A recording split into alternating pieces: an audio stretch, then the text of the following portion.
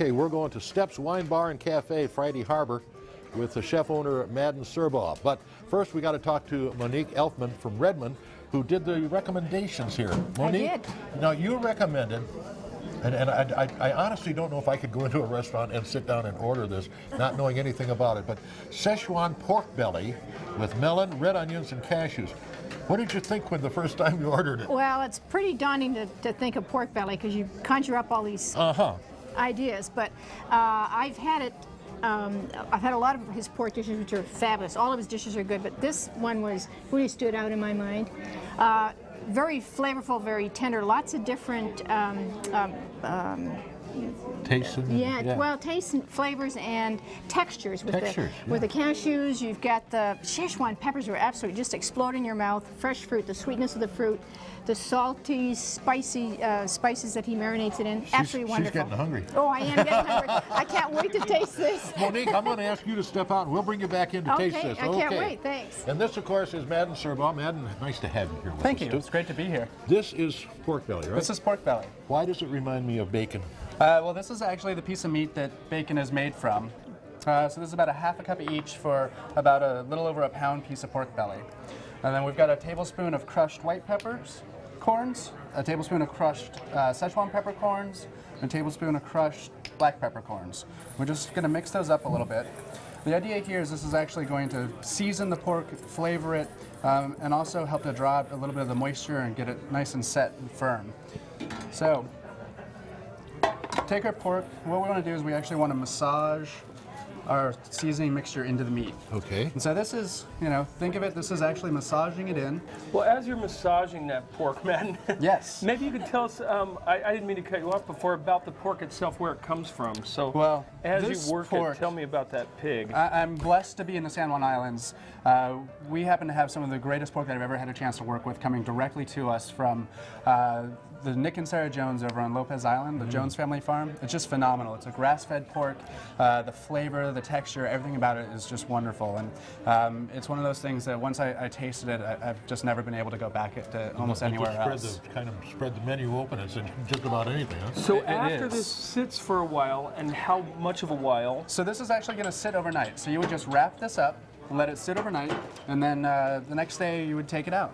And so we have I here. knew you brought one. Oh, look at that. That's the sneaky, the life of television here.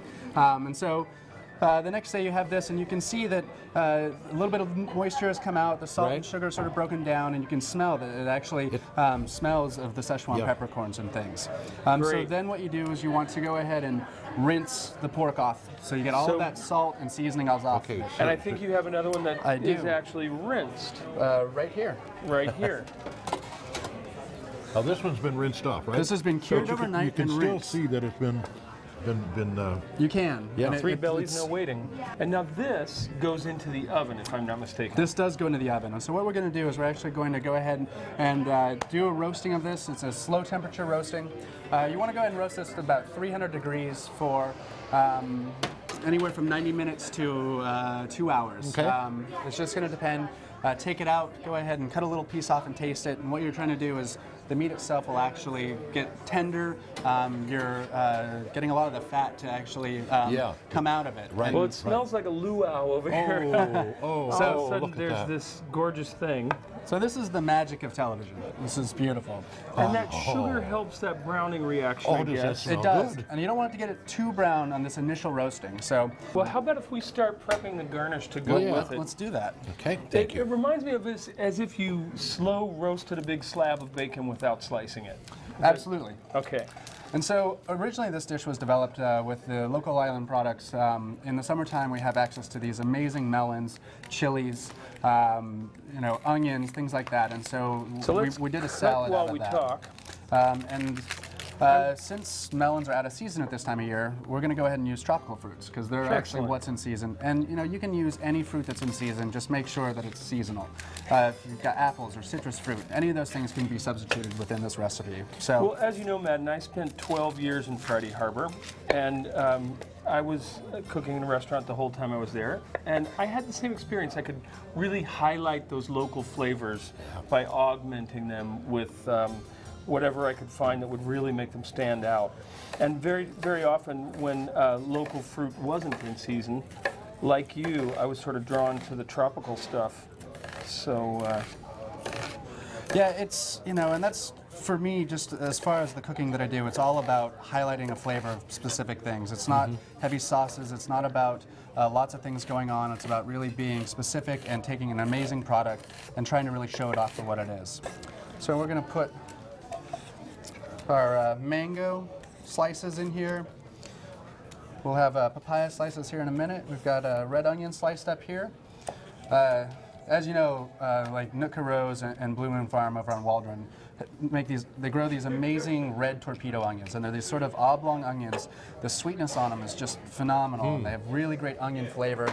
So it's this crazy combination of pungent and sweet, and they're really great for something like this. But your red onion at the store, or Walla Walla sweet onion, anything like that would really work for this kind of a thing. I was just thinking though that the pairing of that rich, flavorful pork with this refreshing light fruit kind of makes both things taste better. It does. You know, this is a great dish for the summertime because it's got a little spice to it. It's got this really succulent fruit that's just juicy and wonderful, as well as the texture of the cashews in there, and then the richness of the pork.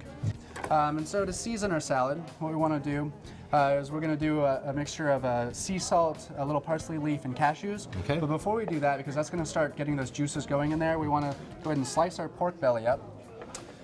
Have pork belly. Great. We'll slice. So this is think of bacon, because this is pretty much what it is. It's just not smoked. It's not cured. And what you're going to be looking to do is slice it in a thick sliced bacon, just like you would buy at the grocery store if you bought a piece of slab bacon. So you want to cut into this nice, like here. And you can see, I mean, this pork belly is lean. Yeah. It's extremely lean. So much of that fat has been rendered off. It's so flavorful.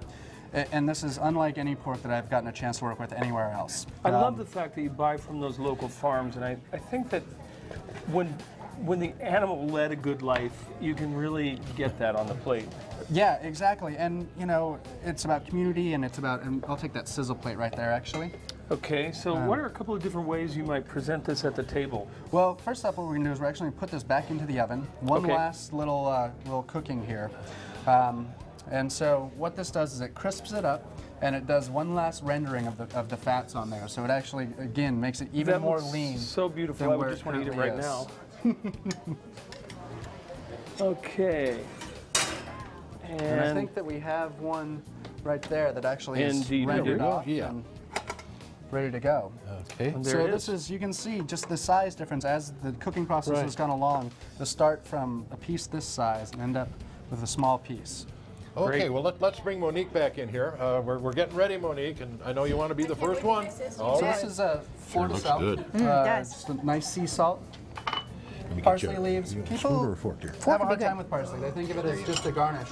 Wonderful. This is locally grown parsley, and flat leaf parsley has a really fantastic flavor, and it really brings out so much. Green flavor. So chili oil, this is Mongolian fire oil. Got some cashews in there. We make our own using the Clover Farm auto pick peppers that they grow, which are really awesome. How hot are those peppers? They're kind of a medium. How hot is that? Okay. And this is, you can alter however you want it as far as it goes. Make it hotter, make it with more oil, make it a little less spicy with less oil. It's really up to you. Even without the delicious pork belly, that's a gorgeous salad. Absolutely. Very pretty. And this is actually based on an old Italian salad where they do chili oil with melons and red onions and sea salt. And it's used as an intermezzo course.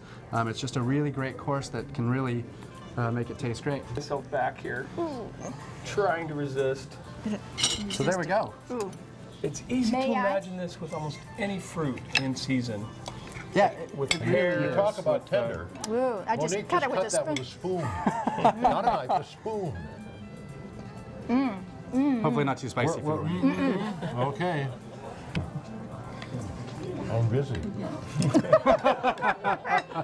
She's going to do this. Okay. Call the phone. Call us at 1-800-443-1999. When you try this, you will not believe it until you taste it. Isn't that good? Wonderful.